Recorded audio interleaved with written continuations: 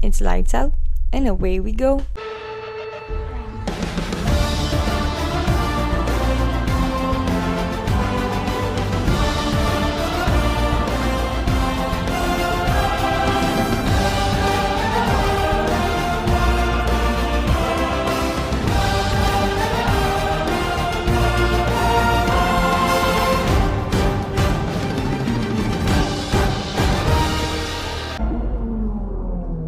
On est de retour avec une vidéo qu'on va vous dire les différences F1, F2 et F3 qu'on va parler. C'est tout parce qu'il n'y a pas nécessairement beaucoup d'informations qui sont dites.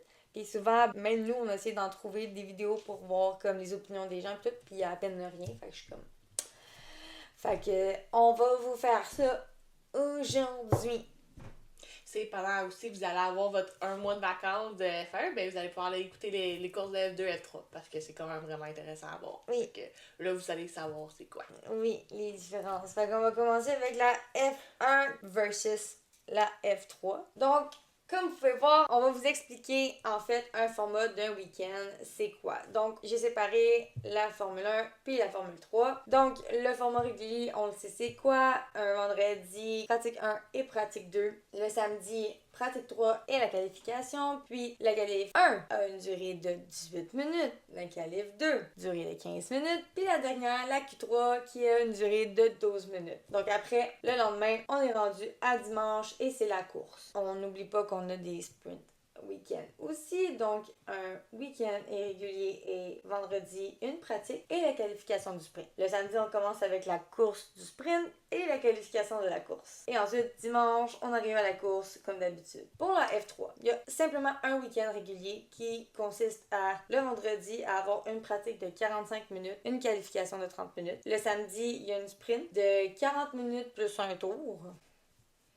Puis dimanche, une course de 45 minutes plus un tour. Les résultats de la qualification de la course du dimanche déterminent la grille de départ. La même chose pour la qualification du sprint qui détermine aussi la grille de départ de la course de sprint. Ça, c'est pour la F1. Donc, les qualifs vont tout le temps venir prédire la course. L'exception, le seul changement de la grille qu'il pourrait avoir dans la F1, ça va être avec des pénalités de grille. Donc, on va les faire déplacer après la qualification. Donc, ils doivent quand même la faire d'une façon régulière. Leur but, évidemment, est d'aller plus haut pour pas être trop pénalisés par leur place. Ou si il y a des changements de pièces excédant le nombre alloué ou des pièces de moteur, à ce moment-là, ils vont partir du pit lane la grande majorité du temps ou vont avoir une autre pénalité. Donc, c'est les seuls moments qu'il peut y avoir des changements pour la grille de départ. Pour la F3, alors les résultats du classement final des qualifications qui se rappellent sont le vendredi vont déterminer la grille de départ pour la course spéciale du dimanche. La grille de départ de la course du sprint du samedi, elle va être déterminée en inversant les 12 meilleurs finisseurs de la séance de qualification du vendredi. C'est vraiment le seul moment, je pense, qui peut fonctionner avec le revirement du grid parce que leur grid est quand même important pour leur course régulière, puis le sprint, on fait juste switcher les choses un petit peu.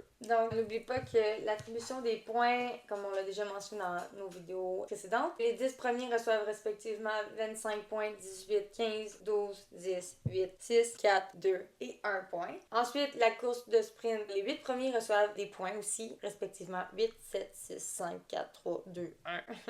Assez facile à retenir. Puis, un point de plus pour la personne qui réalise le tour le plus rapide, mais à condition qu'elle soit dans le top 10, dans le fond de la course finale. Donc, ça ne concerne pas le sprint. Ensuite, pour la F3, même affaire, même point pour la course régulière. La course du sprint, dans le fond, eux, à la place d'être 8, c'est 10 premiers. Fait que le top 10 a des points, donc 10, 9, 8, 7, jusqu'à 1. Il y a 2 points qui sont attribués au pilote qui prend la pole position. Puis, encore une fois, un point de plus pour la personne qui réalise le tour le plus rapide, qui est dans le top 10, obligatoirement. Pour qu'est-ce qui est de l'allocation des pneus en F1, on le sait lors d'un week-end qui est classique, les pilotes disposent de 13 trains de pneus secs, de 4 trains de pneus intermédiaires et de 3 trains de pneus de pluie. Il va y avoir évidemment un train supplémentaire de pneus tendres et va être réservé pour les personnes qui vont atteindre la Q3, puis sinon, toutes les autres doivent utiliser au moins 2 pneus slick différents en course, à condition évidemment que la piste est sèche, sinon ça serait un petit peu dangereux.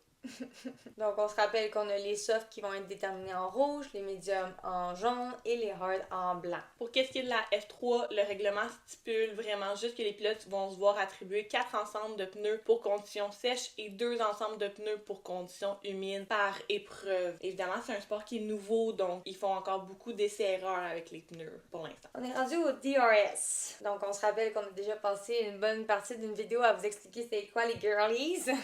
Puis pour les nouveaux, si jamais, elle va être en description aussi. Donc, le DRS qui est un système de réduction de la traînée. C'est un dispositif qui est installé sur le rond de la voiture qui aide à gérer les turbulences aérodynamiques de la monoplace lors du dépassement. Fait que les avantages du DRS, on se souvient que ça réduit la charge qui s'exerce sur l'aileron. Ça bénéficie d'une réduction d'appui au moment des passages dans les courbes, donc les corners rapides. Ça réduit la traînée, puis on peut gagner de la vitesse de 15 à 20 km/h en vitesse de pointe. Puis comme on a dit, ça aide au dépassement principalement. Pour la F3, les pilotes peuvent aussi utiliser le système de réduction de la traînée, comme ils le souhaitent dans les zones DRS désignées pendant les essais libres et les qualifications, chose que la F1 ne font pas. Pendant les deux courses, les pilotes ne seront autorisés à activer le DRS que dans les zones désignées lorsqu'ils sont à moins d'une seconde de la voiture, comme la F1 le fait aussi en course, tandis que eux, c'est leurs deux courses, mais en sprint aussi, nous aussi, on peut le faire. Puis les zones DRS, c'est les mêmes que celles utilisées en Formule 1 sur chaque circuit du calendrier.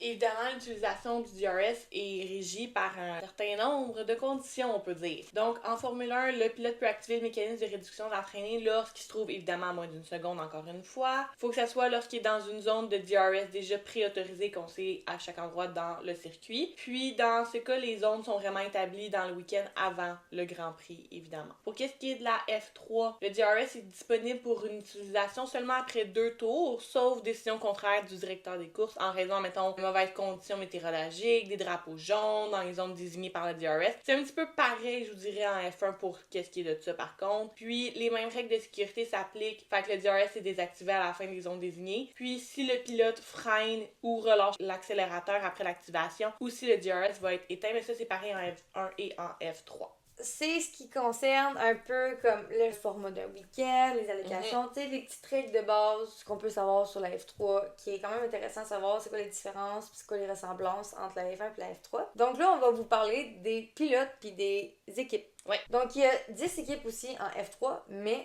la seule différence, c'est qu'il y a 3 pilotes par équipe et non 2. Spécial. Yes, c'est spécial. Aussi, qu'est-ce qui est fun à savoir, qu'est-ce qui est plate aussi pour les pilotes, c'est qu'en F3, toutes les voitures sont pareilles. Oh oui, c'est dans le fond, c'est désigné par une compagnie, ils te l'envoient et t'as interdiction d'y toucher autre que pour certaines pièces. Fait que, qu'est-ce qui est le fun pour ces pilotes-là, sachant qu'ils sont un très grand nombre, c'est que ça vient développer. C'est vraiment une catégorie qui vient développer les talents. Fait que c'est ce que ça. Mais ça fait en sorte qu'il y a du monde en petit peu peur, là. Ils sont 30 pilotes. Ouais. Quand tu y penses, 30 pilotes à avoir la même voiture. Hey, t'imagines-tu 10 voitures différentes? Oh! Mais au moins, ça te permet de voir le talent d'une personne qui va sortir parce que tu sais qu'ils sont tous sur le même véhicule. Exactement. Fait que, c'est vraiment le talent qui va changer la donne, là. C'est le pilote. Ouais. Fait qu'on pourrait commencer avec la première équipe, qui est une équipe que vous avez sûrement déjà entendu le nom parce qu'ils ont produit plusieurs pilotes. C'est Prema Racing. Donc, leur premier pilote, c'est Dino Beganovic. C'est un Suédois. Fait que je m'excuse si je prononce pas bien son nom. Beganovic. Beganovic. Ça doit être ça. Ouais, effectivement. Aussi, qu'est-ce qui est fun à savoir? Ils ont pas de numéro. Mais ils ont des numéros, mais c'est de 1 à comme 30. Ils ne peuvent pas choisir leur numéro.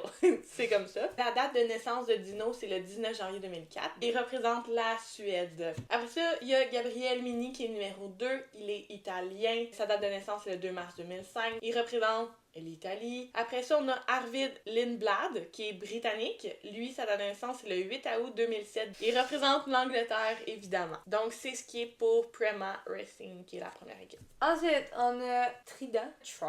Ouais, en anglais, ouais. Trident. Les pilotes concernés sont Leonardo Fornaroli, nationalité italienne, évidemment, avec le nom qui suit. La date de naissance, le 3 décembre 2004, et il représente l'Italie. Ensuite, Sami Megetunif, nationalité française. Date de naissance, 24 mai 2004, il représente la France. Santiago Ramos est le 3e pilote de Trident, donc nationalité mexicaine. Sa date de naissance, il est né le 26 janvier 2004. Il représente le Mexique. Après ça, on a MP Motorsport, qui c'est une équipe que j'aime vraiment beaucoup leur livery, moi, par contre. Donc, le premier pilote, c'est Tim Tramzit. J'ai ça parce que j'ai l'impression que je manque leur nom, mais je m'en excuse, guys. Il est allemand. Sa date de naissance, le 16 novembre 2004. Après ça, on a le numéro 8, Kasper Stuka, qui est polonais. Un des seuls polonais, je crois, dans la gang. 24 mai 2004. Il représente la Pologne, évidemment. La plupart, là, leur nationalité représente aussi ce pays-là. C'est pas comme en F1, ils n'ont pas de double nationalité.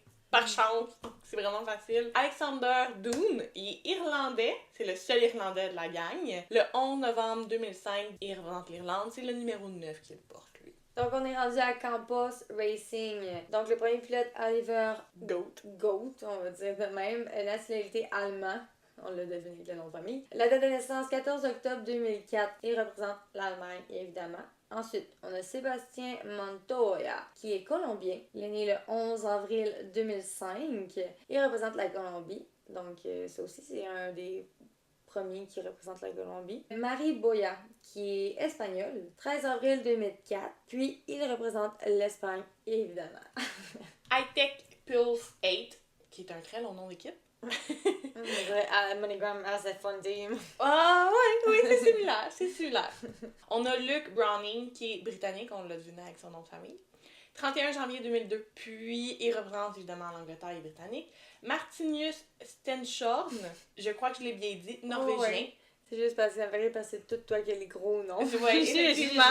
Alors que je suis la personne qui déteste le plus scraper des noms avec le nom que j'ai. Mais bon. 2 avril 2006, évidemment la Norvège. Puis Sian Shield, qui est britannique. Donc 7 mars 2005 qu'il est né et il porte le numéro 16. On arrive à Genza Motorsport. Le premier, Charlie Wurz. Nationalité autrichienne, donc il représente l'Autriche. Il est né le 2 décembre 2005. Max Esterson, américain. 9 octobre 2002. Il représente les États-Unis, évidemment. Et on finit avec Mathias Zagazeta, qui est péruvien. Ça aussi, c'est un des premiers. Il représente le Pérou. Il est le seul, en fait, pilote qui représente le Pérou en F3. Ok, mais en F2, il y a quelqu'un qui est péruvien? Je ne pense pas. Date de naissance, 8 septembre 2003. Donc, c'est pas mal ça. Ah, je suis vraiment contente d'avoir cette équipe-là, par contre. Van Amersfoort Racing, je l'ai eu. Donc, premier pilote de l'équipe, Noël Léon, qui est mexicain. Sa date de naissance, c'est le 21 décembre 2004. Après ça, Sofia Florech, qui est, sincèrement, je pense, une de mes pilotes préférées en F3 parce que c'est la seule fille. Puis elle est quand même vraiment bonne. Mais Sofia, ça fait longtemps qu'elle est quand même dans le monde du motosport, fait que c'est cool. Allemande, 1er décembre 2000. Je crois que c'est... Elle aussi, elle fait partie des plus vieilles de la gang. Ils sont quelques-uns là, entre 2000 et 2002 qui sont dans les plus vieux. Fait que c'est une qui a quand même beaucoup d'expérience. Après ça, Tommy Smith, australien, 6 juin 2002. Donc, il représente l'Australie. Numéro 22. Donc, on arrive à Art Grand Prix. Ils ont Christian Mansell, nationalité australienne. Il est né le 9 février 2005 et il représente l'Australie. Lawrence Van Hopen, il est néerlandais, donc il représente le Pays-Bas. Et il est né le 6 septembre 2005. Un autre Dutch. Un autre Dutch. Laissez-moi tranquille, les Dutch. Nicolas Solov. D'après moi, c'est ça là. D'après moi, le T. Ouais, il est bulgare. Ça aussi, it's a first. Donc, il représente la Bulgarie. Et il est né le 21 décembre 2006. X Racing. On est rendu à vous. Ah, j'adore. J'adore. Vas-y. Ok. Sanapol. Bravo. Après ça, c'est Entra Fuvasak. Papa. Entra Fuvasak. On va dire ça, ouais. Si on le prononce mal, veuillez nous corriger en commentaire. Ouais, Gentiment. essayez de l'écrire, genre. Gentiment. Comme de ça se façon, prononce. ouais, phonétique. Là. Phonétique. Phonétique, pas phonétique. Peut-être phonétique. Je sais pas.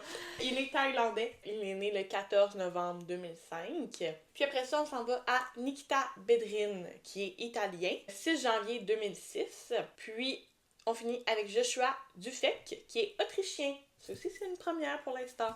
13 décembre 2004. On est rendu à Rodin Motorsport. Rodin. Yeah. Rodin. Donc, on est avec Callum Voisin. Je vais le dire comme en bon français québécois. Il est britannique. Il est né le 6 mars 2006. Il représente l'Angleterre. Peter. On l'appelle Peter. Non, mais tu l'avais au départ. Peter. Ouais. Piotr Wisnicki. Oui. Il est polonais, donc représente la Pologne. Il est né le 20 août 2003. On a Joseph Loki, on va l'appeler de même, britannique, représente l'Angleterre, et il est né le 17 avril 2005.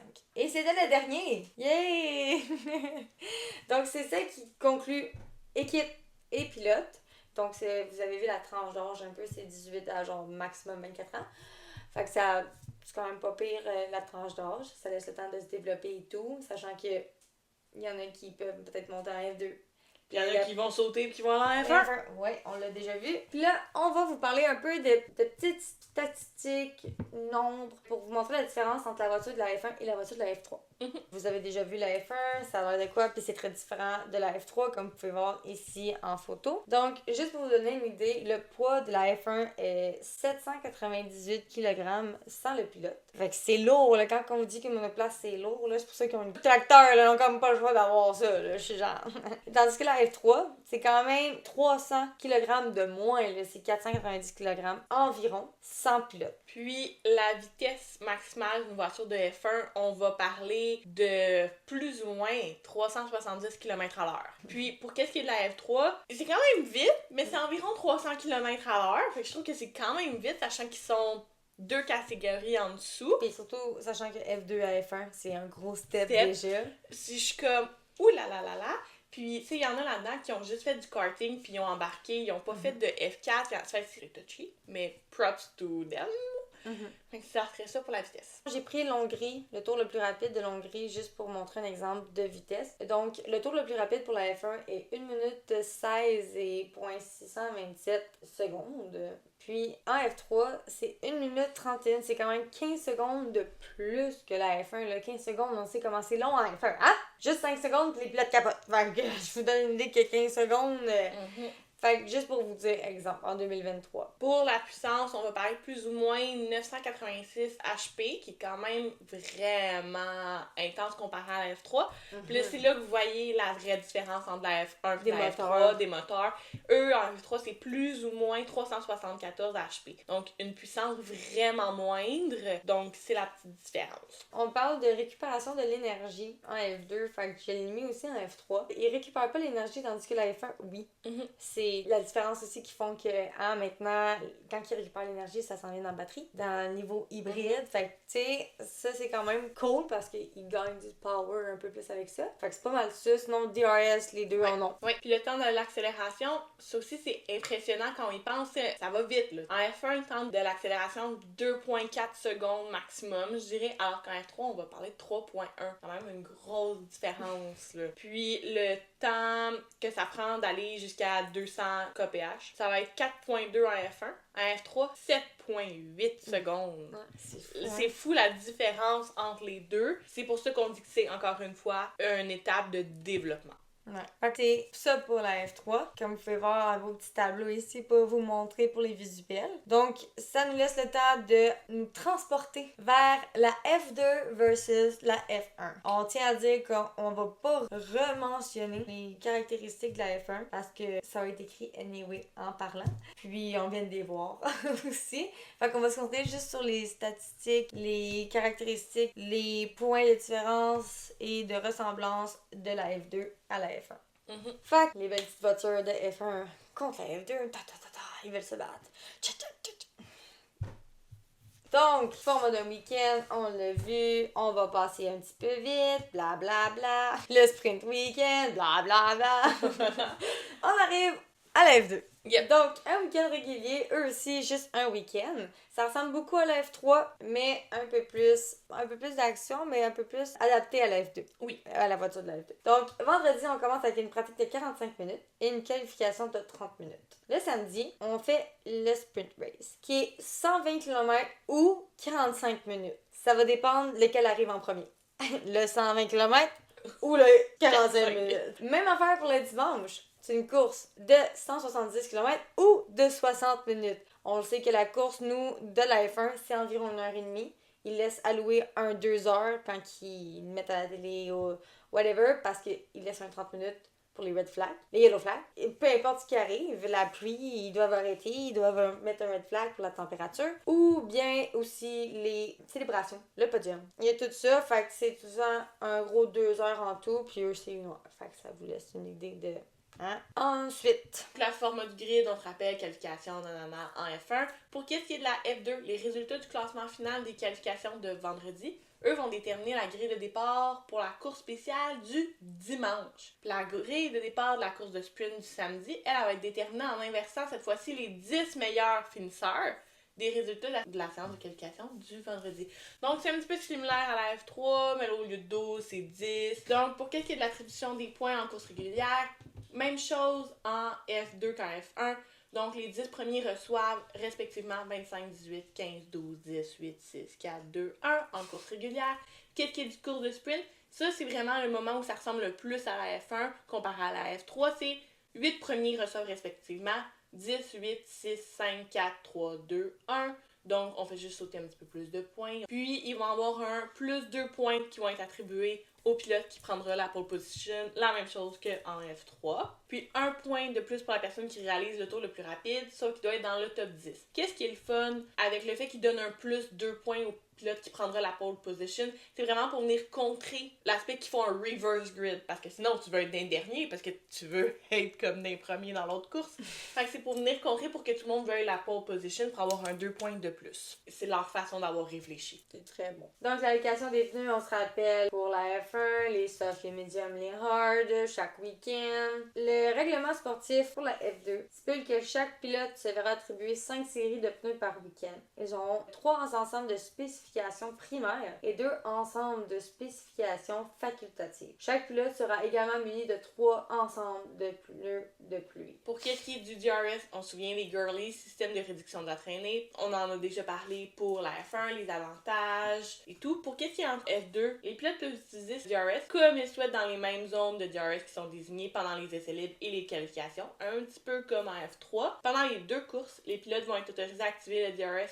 que dans les zones désignées, encore une fois. Évidemment, même réglementation lorsqu'ils sont à moins d'1 seconde de la voiture qui est devant. Même chose en F1, F2, F3. On aime ça. On est parfait là-dedans. Pendant la course, le DRS va être aussi disponible pour une utilisation après 2 tours. Évidemment, encore une fois, s'il y a des mauvaises conditions météorologiques ou des drapeaux jaunes dans les zones de DRS, ça va être annulé. Puis, les zones de DRS sont les mêmes que celles utilisées en Formule 1 sur chaque circuit du calendrier en F2. Puis, les mêmes règlements de sécurité s'appliquent. Ils vont être désactivés à la fin des zones désignées. Si le conducteur utilise pour la première fois les freins après l'activation ou si on enlève le DRS, il n'est plus disponible. Aucun développement ou mise à niveau individuel n'est autorisé dans la série. Aussi, qu'est-ce qu'il faut savoir pour les pièces comme les pièces qui servent pour le DRS, ces choses-là? Il n'y a aucun développement ou mise à niveau qui est autorisé pour les pièces. Comme qu'on a dit, la voiture est un petit peu formée pour eux, déjà faite. Toutes les pièces de rechange doivent être achetées directement auprès des organisateurs du championnat. Donc, tu peux pas aller voir ton fournisseur habituel, il faut que ce soit la F2 qui l'autorise. Puis, les réparations des composants doivent être effectuées par Dallara, qui est la compagnie qui s'occupe des voitures de sous-catégorie de F1, donc F2, F3, pour assurer l'intégrité puis le bon fonctionnement des pièces. Ça conclut la différence entre la F1 et la F2.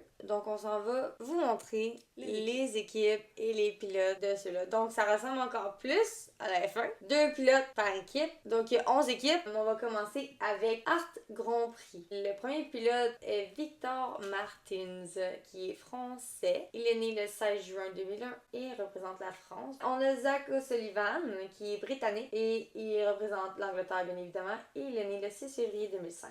On irait après à Prema Racing. Là, vous allez voir, les noms d'équipes se ressemblent, sont les mêmes. C'est normal. Puis là, c'est 2 noms que vous avez peut-être entendus beaucoup dans nos vidéos ou même dans le monde du motosport ces dernières années. On a Oliver Bierman qui s'en vient en F1 l'année prochaine, qui est britannique, qui est né le 8 mai 2005. Oui, un petit bébé. Il va être vraiment dans les petits bébés de la gang. Oh mon Dieu! Puis après ça, on a Kimi Antonelli, qui est italien. Lui qui est né le 25 août 2006, qui est plus jeune que Oliver. Fait que ça l'apporte des petites situations du fait qu'il peut pas tout de suite monter en F1. Il a pas sa super licence. Faut qu'il attende encore un petit peu, peut-être à l'année prochaine. Donc, c'est ça qui en est. Mais c'est les 2 gros noms en ce moment en F2, je vous dirais. Ouais, dans la même équipe en plus. Ouais. C'est quoi les chances, tu sais?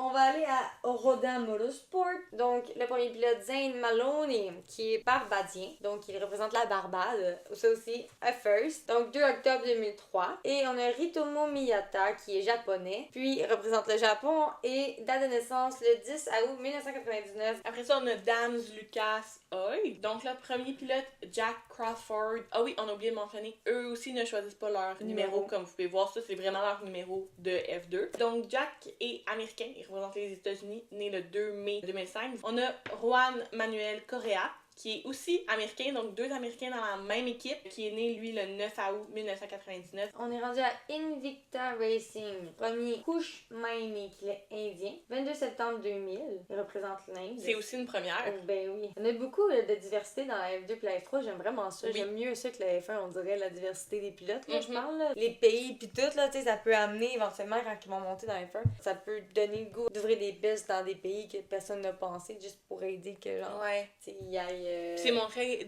admettons, des gens en Inde qui peuvent aller jusqu'en F2, Ouais, là, qui est quand c'est même ça. assez impressionnant. C'est vraiment le fun. Ouais. Puis le deuxième pilote est Gabriel Bortoleto, qui est brésilien, Mhm. donc né le 14 octobre 2004. Représente le Brésil, bien évidemment. C'est aussi une première. On n'avait pas de Brésilien avant. Non. Après ça, on irait On à... n'avait pas Ayrton Senna? Oui, mais je parlais en ce moment ok. dans les grids en ce moment. Genre. Parce que oui, on avait Ayrton Senna, qui est quand même l'un des plus grands noms, là. Mais oui. On irait à MP Motorsport, qui ont Denis Auger, qui est un Norvégien, donc qui est né le 17 mars 2003. On irait ensuite avec Franco Colapinto, qui est argentin. Donc c'est aussi une première qui représente l'Argentine. Le 27 mai 2003. Je tiens à préciser qu'il a fait une pratique 1 à date depuis le début de l'année. Fait que si le nom vous dit quoi, c'est parce qu'il a été dans une des pratiques. On a mentionné son nom dans notre débrief. Donc on est rendu à Van Amersfoort Racing. On a Enzo Fittipaldi qui est brésilien, 18 juillet 2001. Puis on a Rafael Villa Gomez qui est mexicain, donc un autre mexicain. Puis 10 novembre 2001, il est né. On serait rendu à Hightech Pulse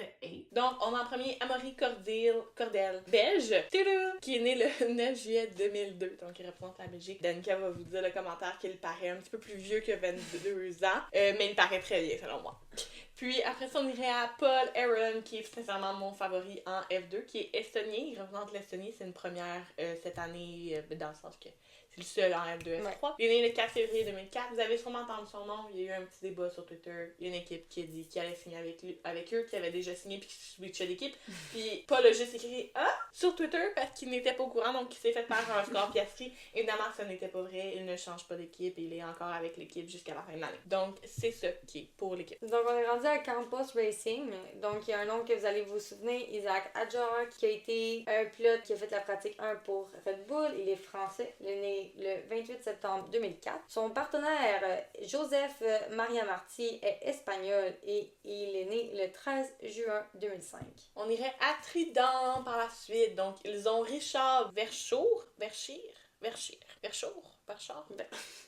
Donc, il est néerlandais, né le 16 décembre 2000, donc il représente les Pays-Bas. Après ça, on a Roman Stanek, qui est tchèque, il représente la Tchéquie, une nouvelle, ça aussi. 25 février 2004. Puis on est rendu à X Racing, donc on finit avec Joshua Dirksen, qui est paraguayen, et donc qui représente le Paraguay, c'est vraiment cool. Né le 27 octobre 2003. Puis son partenaire Taylor Barnard, qui est britannique, présente l'Angleterre. Il est né le 1er juin 2004. C'est ce qui termine les équipes / les pilotes.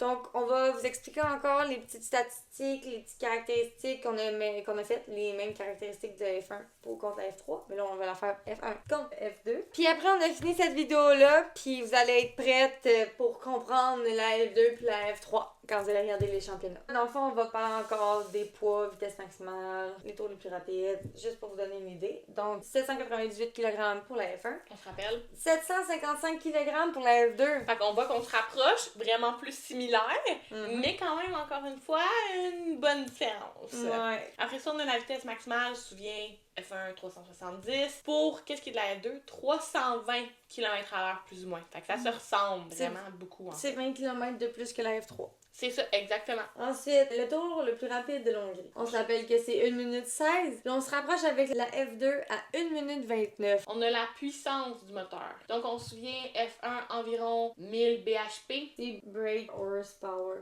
Comme elle a dit.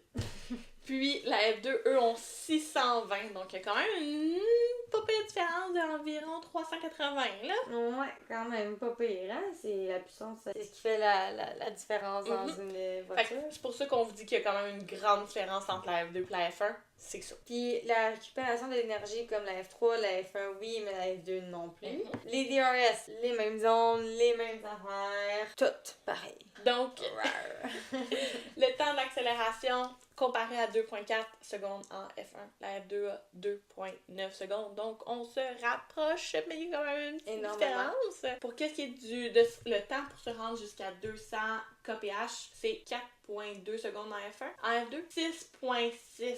Encore une fois, oui, c'est moins que la F3. C'est vraiment une grosse différence. Ça explique pourquoi les pilotes sont genre « Ouh, c'est différent! » Ça ramasse. Ça ramasse. Ouais. Fait que c'est pas mal ça qui termine les différences entre la F1 contre la F2 contre la F3. Je tiens à dire aussi que la F2, vous savez qu'il y a un calendrier régulier pour la F1. À partir de cette année, c'était 24 courses avec 6 sprint races parmi ceux-là. Donc, t'as comme 30 courses parce qu'on compte les 24 courses plus les 6. Puis la F2, exemple, juste pour vous donner quand même que c'est demandant la F1, là. Il passe de 14 courses à 24 et 14 sprint races parce que c'est chaque week-end un sprint race, à 6, là. Tu sais, il va y avoir des gros week-ends le plus longs, là. Tu sais, beaucoup de marketing à faire, de promotion, de... Tu sais, c'est énormément de travail être à l'œil du public, tu sais, devant le public. Ça va être un gros changement pour eux aussi, là, tu sais, voyager en jet et non en auto. Oui, mais la différence aussi, c'est le fait qu'en F1, les pilotes se font payer pour courser. En F2, les pilotes doivent payer pour courser. Mais qu'est-ce qu'il y a, c'est les sponsors, les parents, oui. Tu peux pas... C'est pas comme avant avec Lewis qui montait puis qui était sponsorisé parce que sinon il y arrivait pas. Il y en a beaucoup là-dedans que les parents aident énormément les sponsors. Ils vont chercher tous les sponsors qu'ils peuvent. Mais c'est quelque chose à savoir, c'est que la F2, ils sont pas payés. Non. Ils doivent payer leur siège. Fait quand on dit, ben pourquoi ils arrêtent de faire la F2? Il y a ça. Puis une fois que tu as gagné la F2, tu ne peux pas recourser en F2. C'est une autre différence. En F1, on a bien vu, tu peux gagner jusqu'à 7 championnats du monde en date, là.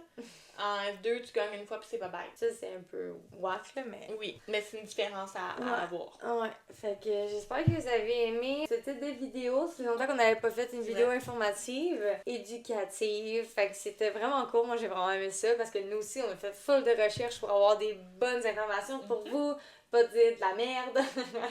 Fait qu'on espère que vous allez apprécier. Laissez un commentaire. Si vous avez des informations qu'on a à corriger, dites-le nous. Ça va nous faire plaisir de corriger ça. Hein? On n'est pas des expertes non plus. De la F1, on essaie de se renseigner à chaque jour pour être encore des meilleurs hosts. On vous souhaite de passer un bon week-end. Puis on se voit la semaine prochaine.